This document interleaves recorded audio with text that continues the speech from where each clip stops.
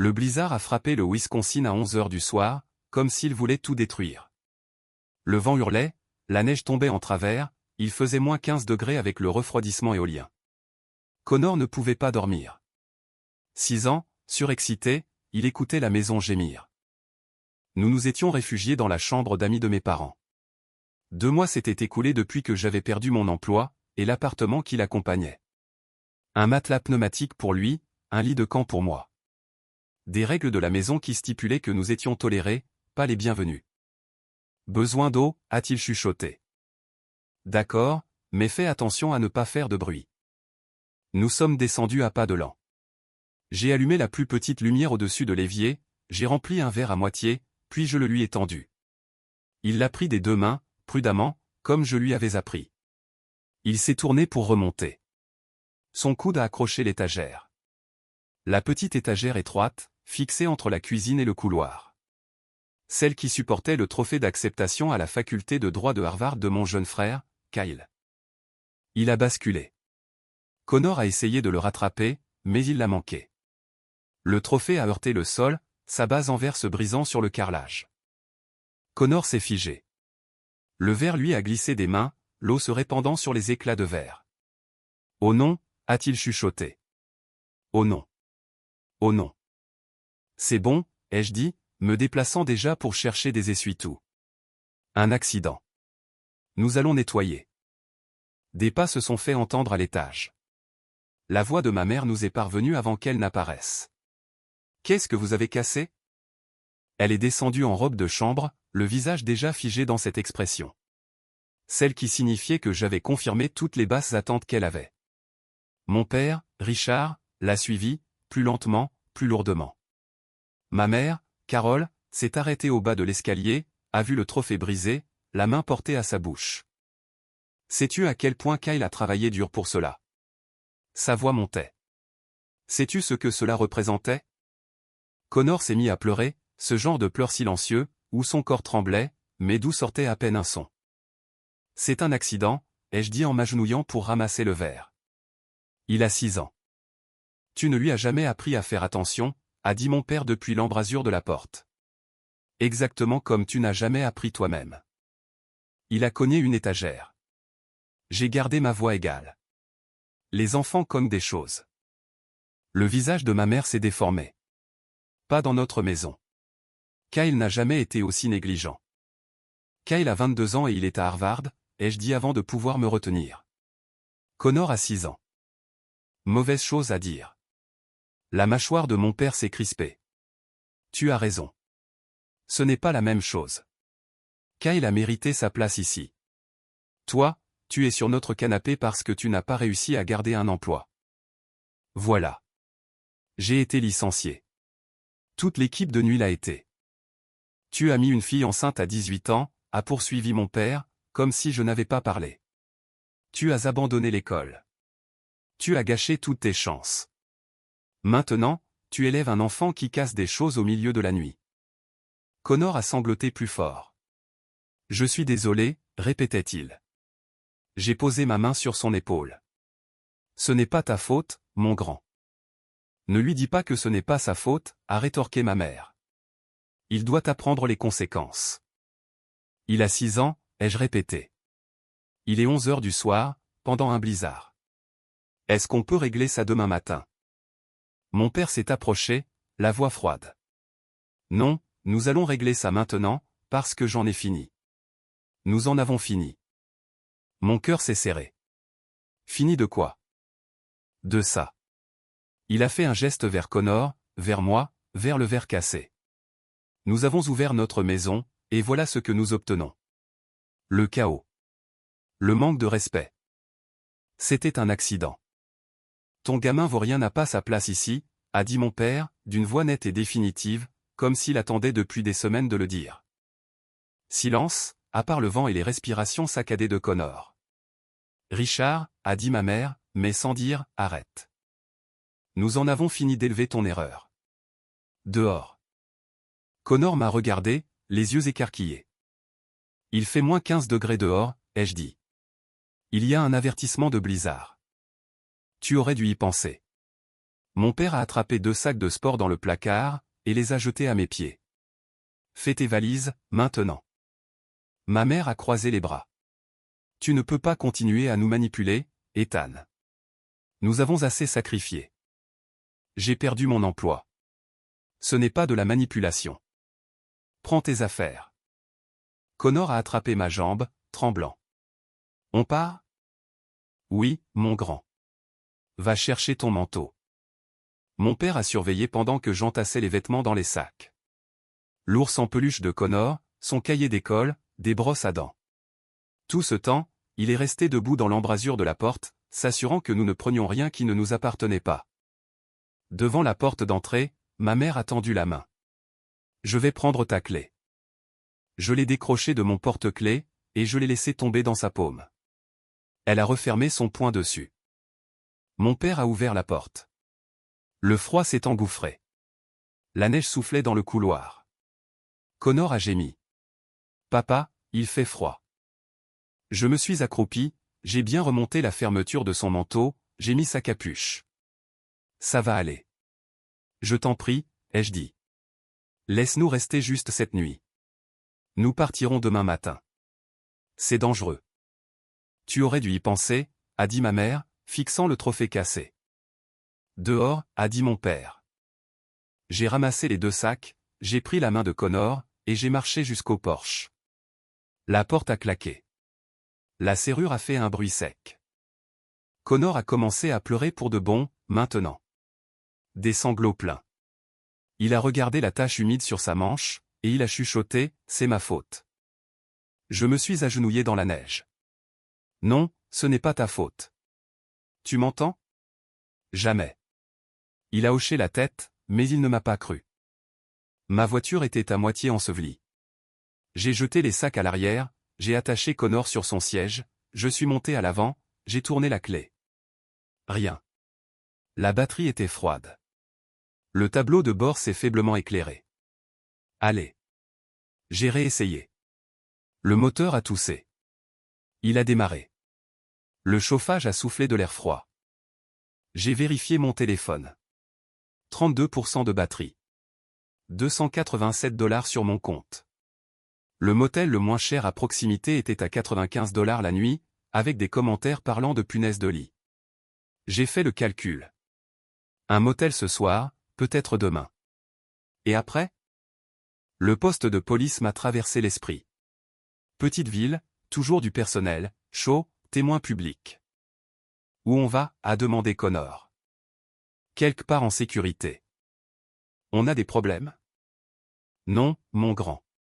Ce sont les adultes qui enferment les enfants dehors pendant un blizzard qui ont des problèmes. Il est devenu silencieux. J'ai roulé 6 km à 30 km/h. La visibilité était peut-être de 6 mètres. La voiture a dérapé 2 fois, mon estomac se contractant avant que les pneus ne reprennent de l'adhérence. Connor serrait son ours, il ne disait rien. Le poste de police était un petit bâtiment de briques, les lumières allumées. Je me suis garé. Pourquoi on est à la police, a demandé Connor. Parce qu'il fait chaud et qu'on est en sécurité, et quand les adultes font de mauvais choix, la police doit le savoir. Nous sommes entrés. La chaleur a frappé fort. Un sergent de permanence derrière une vitre en plexiglas. Un homme plus âgé, son nom, Davis, était sur sa plaque. Il a vu Connor frissonner, et son visage a changé. Je peux vous aider? On s'est retrouvés enfermés dehors. On a besoin d'un endroit chaud. Il s'est levé, il a contourné le bureau. Quel âge a-t-il? 6 ans. L'expression de l'agent Davis s'est durcie. Où est sa mère? Elle n'est pas dans le décor. Vous vous êtes retrouvés enfermés dehors. Comment? Un désaccord familial. La maison de mes parents. Ils nous ont dit de partir. -15 dehors. Il a hoché la tête. Venez par ici. Salle de repos. Canapé. Machine à café. Distributeur automatique. Il a tendu une couverture à Connor. Asseyez-vous. Je reviens. Connor est monté sur le canapé, il s'est enveloppé dans la couverture. En quelques minutes, il dormait. Davis est revenu avec un bloc-notes. J'ai besoin de quelques informations. Nom complet, Ethan Harrison. Adresse il y a 2 heures? Aucune. Il a noté cela. Adresse précédente. Je lui ai donné la rue de mes parents. J'ai expliqué en courte phrase. Nous y vivions depuis 2 mois. Ce soir, Connor a cassé quelque chose. Ils nous ont dit de partir. Ils ont pris ma clé. Davis a écouté. Quand j'ai eu fini, vous avez un endroit où aller demain? Je vais trouver. Il a tapoté son stylo. Ethan, je signale cela au service de protection de l'enfance. Mon cœur a raté un battement. J'imagine que vous n'êtes pas contrarié. Enfant de 6 ans, Blizzard, vous deviez le faire. Il a hoché la tête. Il est sorti dans le couloir, il a passé l'appel. Il est revenu 5 minutes plus tard. Quelqu'un arrive. Ils envoient également un travailleur social à l'adresse de vos parents. Ce soir? Ce soir. Urgence météo, enfant mineur. Ils n'attendent pas. Ma poitrine s'est serrée. Mes parents allaient devenir fous. 1 heure s'est écoulée. Connor dormait profondément. J'ai bu du mauvais café, j'ai regardé mon téléphone, 18 appels manqués, des messages vocaux que je n'ai pas écoutés, un SMS de ma mère. Comment oses-tu impliquer la police? Je n'ai pas répondu. J'ai posé le téléphone, écran vers le bas. Le téléphone de Davis a sonné. Il a répondu, écoutez, puis il est revenu. C'était l'assistante sociale, Janet Sims. Elle vient juste de quitter la maison de vos parents. Elle veut vous parler. Haut-parleur, d'accord. Oui. Il a composé, il a mis le haut-parleur. Une voix de femme est passée, professionnelle. Monsieur Harrison. Oui, madame. Janet Sims, service de protection de l'enfance. Question directe. Avez-vous quitté cette maison volontairement ce soir? Non, madame. Ils ont verrouillé la porte et m'ont pris ma clé. Cela correspond à ce que j'ai observé. Décrivez où vous et Connor viviez. Chambre d'amis. Connor sur un matelas pneumatique. Moi sur un lit de camp. Votre mère m'a montré une chambre d'amis remplie de cartons et des affaires de votre frère. Pas de lit. C'est ça. Nous avions dégagé de l'espace au sol. Silence. Monsieur Harrison, j'ouvre un dossier. Il s'agit d'une expulsion dangereuse d'un mineur en situation d'urgence météorologique. J'émets un bon d'urgence pour un motel. 3 nuits. L'agent Davis a les détails. Merci. Prenez soin de votre fils. La ligne a raccroché. Davis m'a tendu un bon et une adresse. Motel à 6 pâtés de maison. Prépayé jusqu'à la fin de la semaine. C'est réglé. J'ai regardé Connor, endormi sur le canapé. 12 heures auparavant, j'avais une famille. Maintenant, j'avais un numéro de dossier et un bon. Mais Connor était au chaud, en sécurité. C'était suffisant. Je l'ai soulevé, couverture comprise. Il a à peine bougé. Davis a tenu la porte. Conduisez prudemment. Le blizzard s'éclaircissait. La neige tombait moins fort, maintenant. Le ciel commençait à pâlir sur les bords. J'ai attaché Connor, j'ai conduit 6 pâtés de maison jusqu'à un motel qui n'était pas terrible, mais qui avait du chauffage et des serrures qui fonctionnaient. J'ai fait l'enregistrement, j'ai porté Connor jusqu'à la chambre, je l'ai couché sur le lit, toujours avec son manteau. Il s'est roulé, a attrapé son ours, et ne s'est pas réveillé. Je me suis assis près de la fenêtre, et j'ai regardé la neige. Mon téléphone a vibré. Encore des appels. Je l'ai éteint. Quelque part en ville, mes parents étaient réveillés, furieux, élaborant leur version où j'étais ingrat et hors de contrôle. Je les ai laissés faire. J'avais appris qu'on ne pouvait pas contrôler ce que les gens disaient. Seulement ce qu'on faisait ensuite. Et ce que j'ai fait ensuite, c'était de m'assurer que mon fils ait un toit, du chauffage et la sécurité. Tout le reste pouvait attendre. Je me suis réveillé dans le motel, mon téléphone vibrant au point de tomber de la table de nuit. Connor dormait toujours, étalé sur le lit, son ours calé sous un bras. J'ai pris le téléphone. 18 appels manqués. Tous du numéro de mes parents, du portable de ma mère. 2 de numéros que je ne reconnaissais pas. J'ai vérifié les messages vocaux. J'ai mis le haut-parleur doucement pour que Connor n'entende pas. Le premier, ma mère. Ethan, appelle-nous. Il faut qu'on parle de ça. Le deuxième, 1 heure plus tard. Sa voix plus tendue. Je ne sais pas ce que tu as raconté à ces gens, mais tu dois arranger ça. Le troisième, mon père. Tu as impliqué l'État dans les affaires de famille. C'est impardonnable. Le quatrième. Ma mère encore, pleurant maintenant. Comment as-tu pu nous faire ça, après tout ce que nous avons fait pour toi? Je les ai tous supprimés. J'ai mis le téléphone en mode silencieux. Connor a bougé, il a ouvert les yeux. Où sommes-nous? Un motel. Nous sommes en sécurité. Il s'est assis, a regardé autour de la chambre comme pour vérifier si c'était réel. On peut rester ici pour quelques jours? Ensuite, nous déterminerons les prochaines étapes. Il a hoché la tête. Il n'a pas posé de questions sur mes parents. Il n'a pas demandé quand nous rentrions à la maison. 6 ans, et il apprenait déjà que la maison n'était pas un endroit sur lequel on pouvait compter. 2 jours plus tard, Janet a appelé. J'étais dans une station-service, j'achetais de la nourriture avec ce qui me restait de liquide. Connor était sur le siège arrière, mangeant un paquet de biscuits. Monsieur Harrison, c'est Janet Sims. Avez-vous 1 minute? Oui. J'ai terminé les entretiens initiaux, vos parents, votre frère Kyle à Boston, et une voisine, Madame Chen, qui vit à côté de chez vos parents. D'accord. Madame Chen a corroboré votre récit. Elle a entendu des cris cette nuit-là, elle vous a vu, vous et Connor, partir avec des sacs, elle a noté l'heure et les conditions météorologiques. Votre frère a déclaré qu'il n'était pas présent, mais il a confirmé les tensions familiales continues. Vos parents n'y vous avoir forcé à partir. Ils ont pris ma clé et ont verrouillé la porte. Je sais. Les preuves soutiennent votre version. Le dossier reste ouvert en attendant une visite à domicile et un entretien de suivi avec vous. Visite à domicile où? Je n'ai pas de maison. Nous allons y travailler. Je vous appelle en début de semaine prochaine. Elle a raccroché. Je suis resté assis dans la voiture, fixant mon téléphone. Mes parents avaient menti au service de protection de l'enfance. Ils avaient nié purement et simplement ce qu'ils avaient fait. Une partie de moi était surprise. La majeure partie de moi ne l'était pas. Le lendemain matin, une notification par courriel.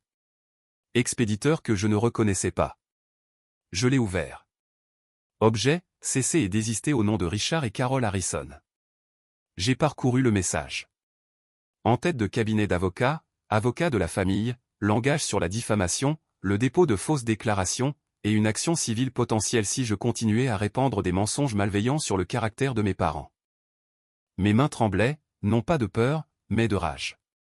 Je l'ai transféré à Janet avec une seule ligne, j'ai reçu ça aujourd'hui. J'ai pensé que vous devriez voir. Elle a appelé 20 minutes plus tard. Ignorez-le. Il me menace de me poursuivre en justice pour avoir dit la vérité. Ce n'est pas de la diffamation. La vérité est une défense absolue. Ils essaient de vous faire peur. Ça marche. Ne les laissez pas faire. Restez concentrés sur Connor. Je vais m'en occuper. J'ai essayé. Mais la concentration était difficile lorsque j'ai reçu l'appel suivant, 1 heure plus tard. Mon superviseur de l'entrepôt. Ethan, où es-tu? Tu étais prévu à 6 heures du matin. Mon esprit s'est vidé. J'avais complètement oublié mon quart. Entre l'expulsion, les services de protection de l'enfance, le motel et tout le reste, le travail avait totalement disparu de mon radar mental. Urgence familiale, ai-je dit. Mon fils, nous avons dû je peux expliquer. C'est ta 3e absence sans préavis ce mois-ci. J'ai été licencié. Vous m'avez réembauché à temps partiel il y a 3 semaines, et vous avez manqué 3/4 sans appeler. Je ne peux pas continuer comme ça. Vous êtes licencié avec effet immédiat. La ligne a coupé. Je suis resté assis sur le parking du motel, le moteur éteint, le chauffage s'estompant, et j'ai essayé de comprendre comment tout s'était effondré si vite. 72 heures auparavant, j'avais un toit et un emploi. Maintenant, je n'avais plus aucun des deux. Connor était à l'intérieur, regardant des dessins animés sur la télévision du motel. Il ne savait pas que son père venait de perdre le seul revenu que nous avions. Cette nuit-là, Connor s'est réveillé en hurlant. Je me suis redressé d'un bond, je l'ai cherché dans l'obscurité. Ça va. Ça va, ai-je dit, en le serrant contre moi. Juste un rêve. Il tremblait, haletant. Ils ont verrouillé la porte. Je ne pouvais pas entrer. Il faisait froid. Nous ne sommes plus là-bas, mon grand. Nous sommes en sécurité. Il a pleuré contre mon épaule pendant 10 minutes avant de se rendormir. Je suis resté éveillé le reste de la nuit, le regardant respirer. L'après-midi suivant, mon téléphone a sonné. Numéro inconnu. Normalement, je n'aurais pas répondu, mais quelque chose m'a poussé à décrocher. Ethan, Kyle. Mon jeune frère, Harvard Law, l'enfant prodige, celui qui s'était échappé et n'avait jamais regardé en arrière. Oui. Qu'est-ce qui se passe, bon sang? Maman m'a appelé en pleurant, elle a dit que les services de protection de l'enfance s'étaient présentés. Papa parle d'avocat. Qu'est-ce qui se passe? J'ai expliqué, la version courte. Trophée, expulsion, blizzard, poste de police, service de protection de l'enfance. Silence de sa part pendant un long moment. Alors papa a dit, tu l'as attaqué, et tu l'as cru? Encore du silence. Je n'ai attaqué personne, ai-je dit. Connor a cassé un trophée accidentellement. Ils nous ont mis à la porte pendant un blizzard. C'est tout. Kyle a expiré.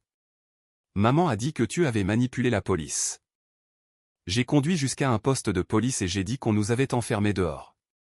Ce n'est pas de la manipulation. C'est de la survie. Pourquoi tu ne m'as pas appelé? Tu as déménagé à Boston pour t'éloigner de cette famille, Kyle.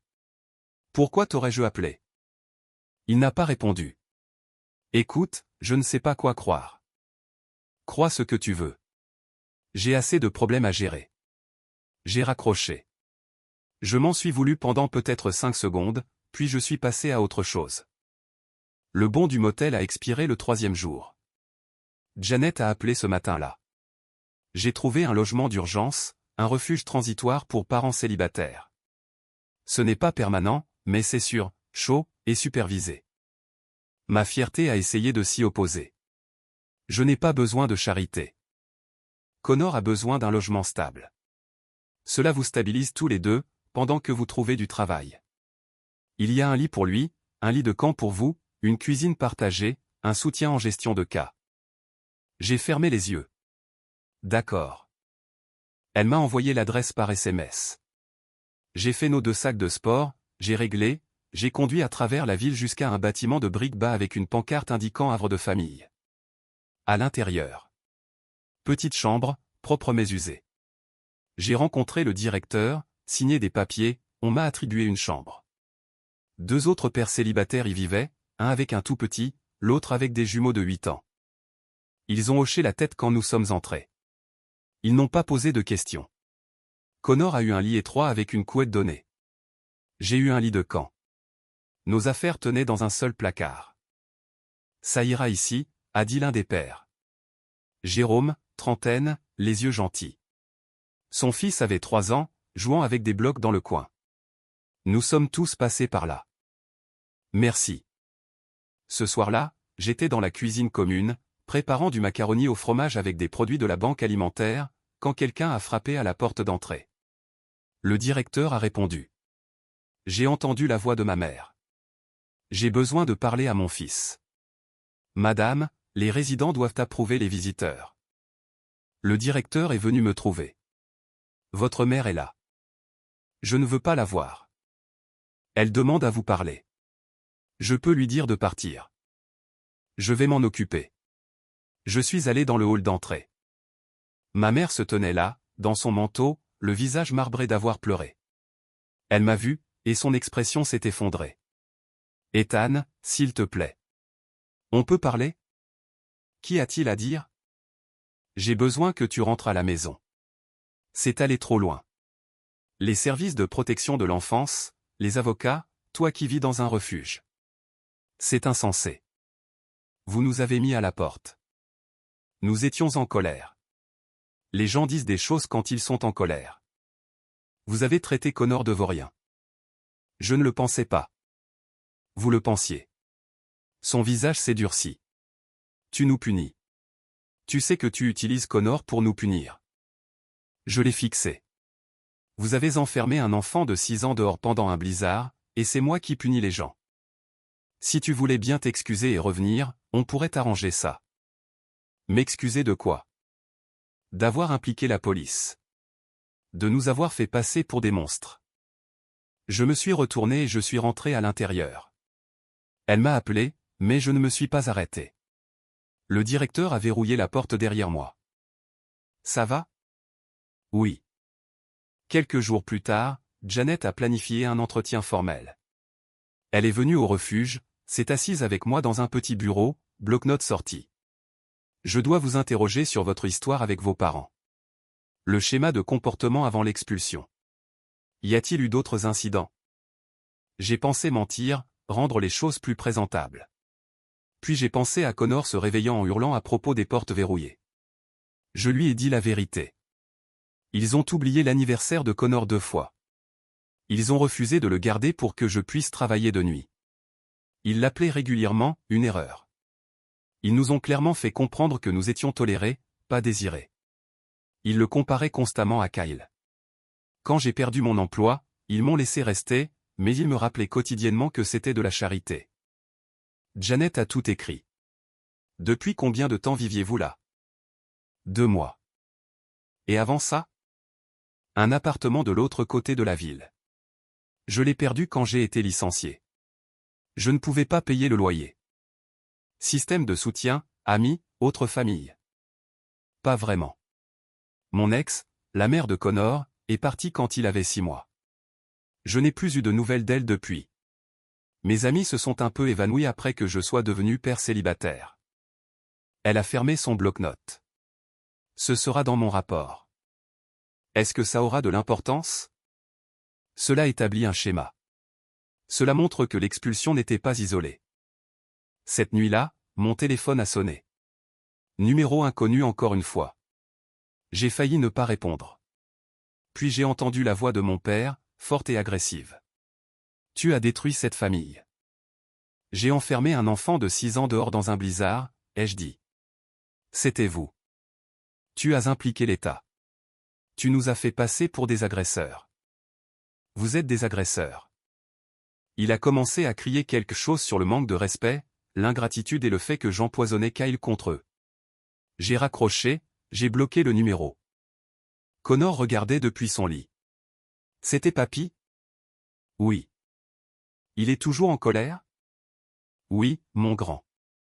Il l'est. Connor s'est roulé, face au mur. D'accord. 3 semaines après l'expulsion, j'ai été embauché dans un magasin de pièces automobiles. 16 $ de l'heure, 35 heures par semaine. Pas terrible, mais réel. Le gérant m'a demandé pourquoi j'avais quitté mon dernier emploi. J'ai dit la vérité, urgence familiale, car manqué. Il a marqué une pause, puis il a dit, quand pouvez-vous commencer? Le lendemain. Le premier chèque de paie est arrivé 2 semaines plus tard, 560 $ après impôt. Le refuge facturait 200 $ par mois, tarif subventionné. Il me restait 360 $ pour la nourriture, le bus, et tout le reste.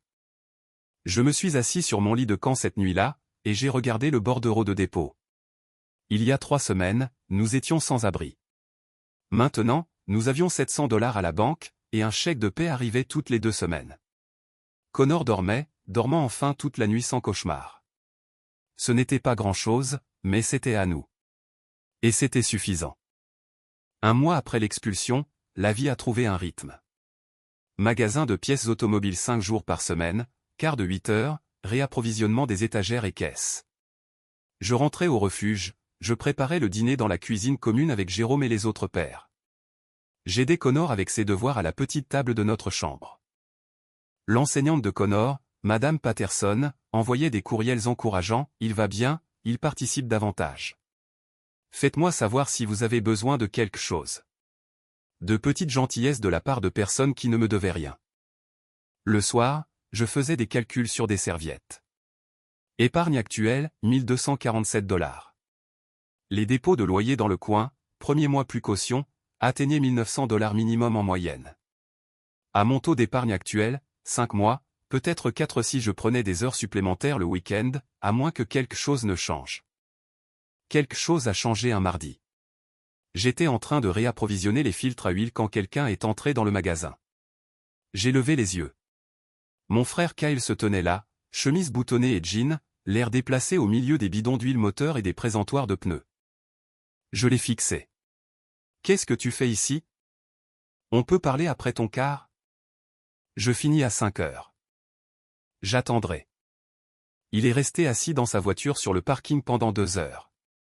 Je l'ai regardé à travers la fenêtre entre deux clients, essayant de comprendre ce qu'il voulait. 5 heures ont sonné, j'ai pointé, je l'ai rejoint dehors. « Il y a un café un peu plus loin dans la rue, » a-t-il dit. D'accord. Nous avons marché en silence, commandé des cafés, nous nous sommes assis dans un box d'angle. Kyle avait l'air fatigué. Pas seulement physiquement fatigué, le genre qui va plus profond. J'ai parlé à Madame Chen, a-t-il dit, la voisine. Elle m'a raconté ce qu'elle a entendu cette nuit-là. Les cris. Vous voir partir avec des sacs.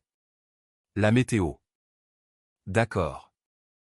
Papa a dit que tu mentais.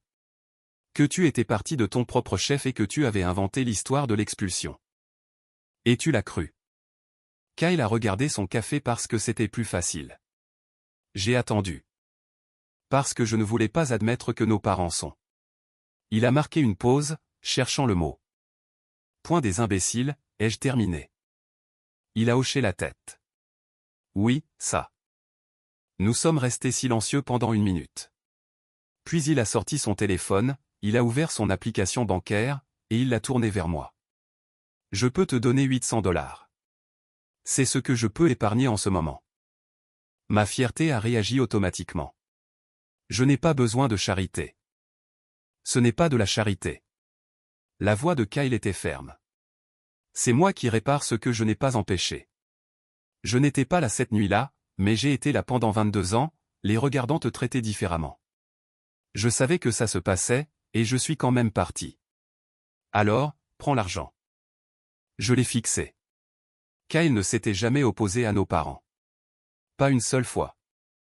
Je te rembourserai. Je sais.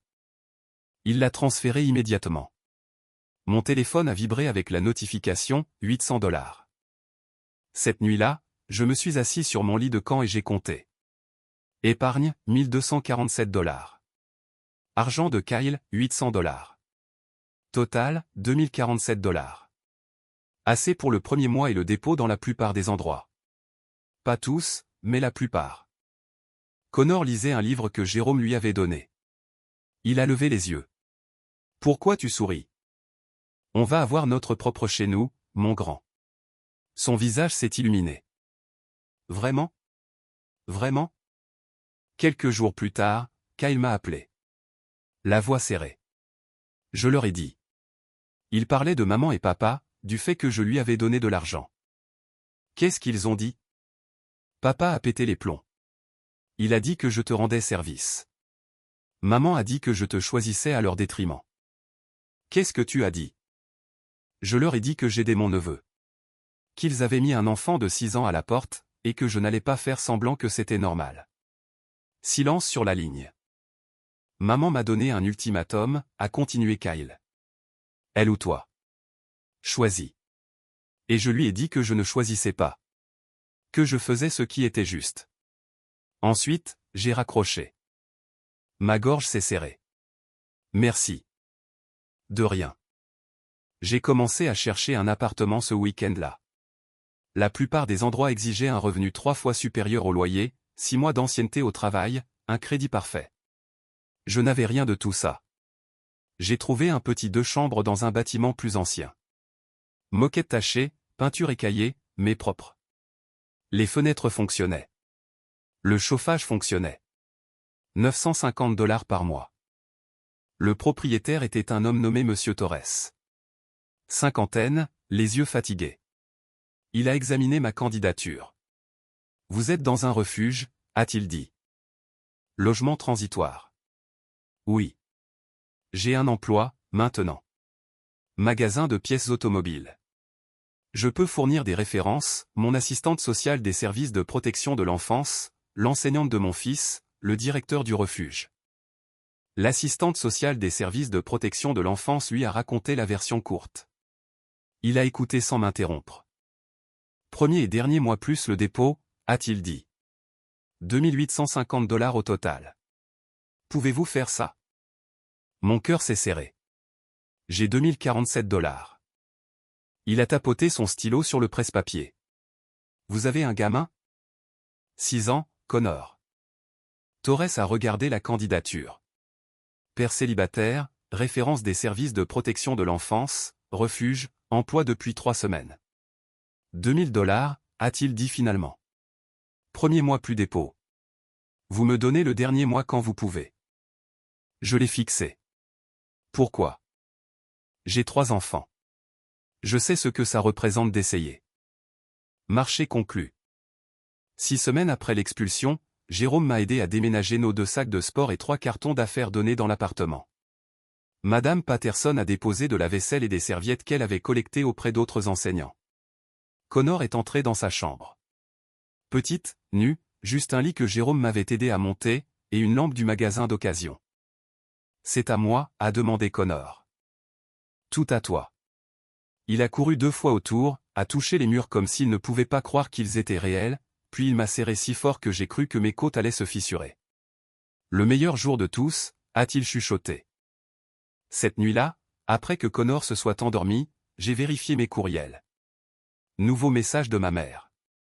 Objet, nous avons fait des erreurs. Je l'ai ouvert. Ton père et moi avons parlé. Nous avons mal réagi cette nuit-là. L'incident du trophée a été regrettable. Mais la famille est la famille. Kyle ne nous parle plus à cause de toi. S'il te plaît, dînons ensemble, et réglons ça. Je l'ai lu 2 fois. Cherchant des excuses pour Connor. Je n'en ai pas trouvé. Cherchant de la responsabilité. J'ai trouvé du blâme à la place, à cause de toi. Je l'ai supprimé. Une semaine plus tard, Janet est venue pour une inspection à domicile. Elle a fait le tour de l'appartement, vérifié la chambre de Connor, ouvert le réfrigérateur, testé le détecteur de fumée. Est-ce que je peux parler à Connor seul, 1 minute, a-t-elle demandé. Bien sûr. J'ai attendu dans le couloir. J'ai entendu sa voix à travers la porte, calme et gentille. Te sens-tu en sécurité ici? La réponse de Connor a été immédiate. Oui, j'ai mon propre lit. Janet est sortie en souriant. Vous vous en sortez bien. Merci. Elle s'est assise avec moi à la table de cuisine. Petite, bancale, donnée par le refuge. Elle a sorti un dossier. Le dossier est clos, a-t-elle dit. Vous avez un emploi. Le logement est stable. Connor s'épanouit. Pas de problème de sécurité. Elle m'a tendu une copie du dossier. C'est à vous, pour vos archives. Après son départ, je l'ai ouvert, j'ai parcouru les transcriptions des entretiens. Les mots de ma mère tapés, propres et froids, il a toujours été difficile. Ce n'est qu'une autre manipulation. Ceux de mon père, nous avons des droits. C'est un abus de pouvoir du gouvernement. Puis Madame Chen, la voisine, j'ai entendu des cris. J'ai vu les parents pousser des sacs dehors. Il neigeait fort. J'ai failli y aller, mais je ne savais pas quoi dire. J'ai fermé le dossier, je l'ai rangé dans le placard sous l'évier, derrière les produits de nettoyage, non pas pour oublier, mais pour me souvenir de ce que j'avais survécu. 2 mois après l'expulsion, Kyle a visité l'appartement. Première fois qu'il le voyait. Il a apporté des pizzas, a joué aux voitures avec Connor sur le sol du salon, a ri quand Connor l'a battu dans une course. Oncle Kyle reste, a demandé Connor à l'heure du coucher. J'ai regardé Kyle. Tu es toujours le bienvenu ici. Les yeux de Kyle sont devenus humides. Merci. Après que Connor se soit endormi, nous nous sommes assis sur le canapé avec de la bière bon marché du dépanneur. Maman m'appelle tous les jours, a dit Kyle, pleurant, me demandant d'arranger ça, et je lui ai dit qu'il n'y a rien à arranger. Tu n'as rien cassé. Nous sommes restés silencieux, nous avons bu nos bières, nous avons regardé un match à la télévision dont aucun de nous ne se souciait. Cette nuit-là, Après le départ de Kyle, j'ai sorti le dossier que Janet m'avait donné, je l'ai relu une dernière fois, la version de mes parents, ma version, la version de Madame Chen. Une seule de ces versions comprenait un enfant de 6 ans grelottant sur un porche dans un blizzard. J'ai remis le dossier dans le placard. Il y a 2 mois, nous avions été mis à la porte, sans nulle part où aller. Ce soir, Connor dormait dans sa propre chambre, dans notre appartement, avec de la nourriture dans le frigo, du chauffage qui fonctionnait, et une porte dont j'avais la seule clé. Mes parents voulaient un dîner, une réconciliation, et que je m'excuse d'avoir ruiné leur réputation. Ils pouvaient vouloir. Connor était en sécurité. C'était la seule chose qui comptait. Tout le reste pouvait attendre éternellement. 6 mois plus tard, la vie était différente. J'ai été promu gérant adjoint au magasin de pièces automobiles. 18,50 $ de l'heure. Connor s'épanouissait. De très bonnes notes. 3 amis dont il parlait constamment. Du football le samedi qu'il adorait, même s'il n'était pas très doué. Petit appartement, budget serré, mais stable. Kyle venait toutes les quelques semaines. Il apportait toujours de la nourriture ou de petits cadeaux pour Connor. Restait pour le dîner, aidait avec les devoirs. Mes parents, contact zéro, numéro bloqué, courriel filtré vers la corbeille. La vie était calme, prévisible, sûre. Puis Kyle a appelé un mercredi soir. Grand-mère est morte, a-t-il dit. Crise cardiaque. Funérailles samedi. Longue pause de ma part. Je suis désolé. Je sais que vous étiez proche. Viendras-tu? Je ne sais pas. Ils seront là. Je sais. J'ai entendu des pas derrière moi. Je me suis retourné. Connor se tenait dans l'embrasure de la porte, les yeux écarquillés.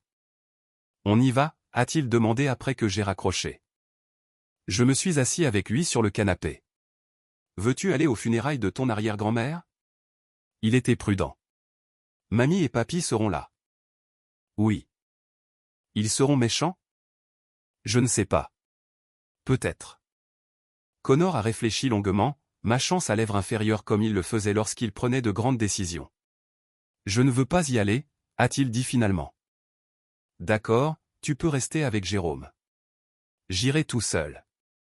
Pourquoi tu y vas si je n'y vais pas? Parce que c'est la bonne chose à faire. Même quand c'est difficile. Le samedi est arrivé, froid et gris. J'ai laissé Connor avec Jérôme. J'ai conduit pendant 1 heure jusqu'à la petite église dans la ville de mes parents. Je suis arrivé en retard exprès, me glissant dans le banc arrière. Mes parents étaient assis devant. Maman en noir, mince et pâle. Papa à côté d'elle, rigide. Ils m'ont vu. Le visage de maman s'est froissé. Celui de papa s'est durci. Je n'ai pas bougé, je ne me suis pas approché, je me suis juste assis. Le service a été court.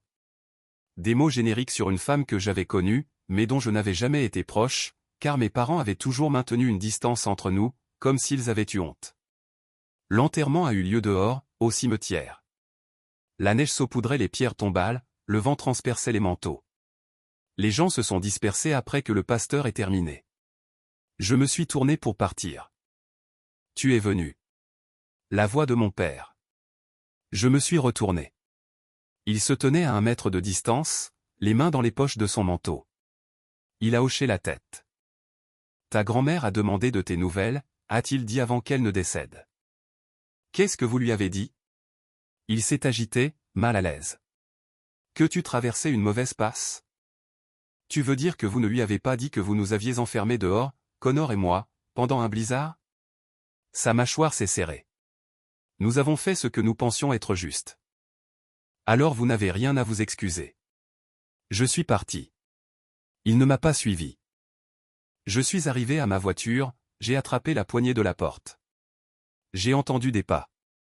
Ma mère, le visage rouge, pleurant. S'il te plaît, est-ce qu'on peut parler? Fatigué. Épuisé jusqu'à l'os. Fatigué de ça. Qu'est-ce qu'il reste à dire? Connor me manque. Tu me manques. J'ai senti l'attraction. La vieille blessure qui voulait croire que peut-être, cette fois, ce serait différent. Je suis resté ferme. Tu l'as traité de vaurien, maman, devant lui. Elle a sangloté. Je sais. Je suis tellement désolé. J'étais en colère. Je ne le pensais pas. Vous le pensiez. Vous l'avez toujours détesté. Ce n'est pas vrai. J'ai sorti mon téléphone, j'ai ouvert un courriel. Si tu veux la moindre chance, voici ce dont j'ai besoin. Elle a fixé l'écran. Quoi? Je vais t'envoyer un courriel. Conditions non négociables. Vous les remplissez, ou c'est fini pour toujours. J'ai conduit jusqu'à la maison. Je me suis assis à la table de cuisine. J'ai tapé le courriel avec Kyle en copie. Objet, conditions pour le contact. 1. Les deux parents suivent une thérapie familiale. Fournir une preuve. 2. Des excuses écrites à Connor. J'approuve avant que vous n'envoyiez. 3. Aucun commentaire sur mon rôle de parent, mes finances, ou mon passé. 4. Visite supervisée seulement. Lieu public, 1 heure maximum. 5. Une violation équivaut à un contact permanent coupé. J'ai fixé l'écran pendant 5 minutes. Mon doigt planait au-dessus du bouton d'envoi. Envoyer. 3 jours plus tard, 2 réponses. Celle de mon père est arrivée en premier, ses exigences sont insultantes. Nous sommes tes parents. Quand tu seras prêt à agir comme un adulte, appelle-nous. Supprimer. Celle de ma mère est arrivée 1 heure plus tard, ton père ne parle pas pour moi. Je commence la thérapie cette semaine. Confirmation du rendez-vous ci-jointe. J'écris la lettre de Connor. Je t'enverrai un brouillon d'abord. S'il te plaît, je veux essayer. J'ai ouvert la pièce jointe. Vrai thérapeute, vrai rendez-vous, prévu pour mardi prochain. J'ai appelé Kyle, je lui ai lu les 2 courriels. Qu'est-ce que tu vas faire, a-t-il demandé. Je ne sais pas encore. Une partie de moi veut la croire. Et l'autre partie se souvient de chaque fois où elle l'a choisi lui plutôt que moi. 1 an plus tard, Connor a eu 7 ans. Petite fête d'anniversaire dans notre appartement.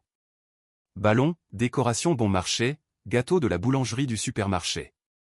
Jérôme est venu avec son fils. Madame Patterson a apporté une carte et un livre. Monsieur Torres, notre propriétaire, a déposé une carte cadeau.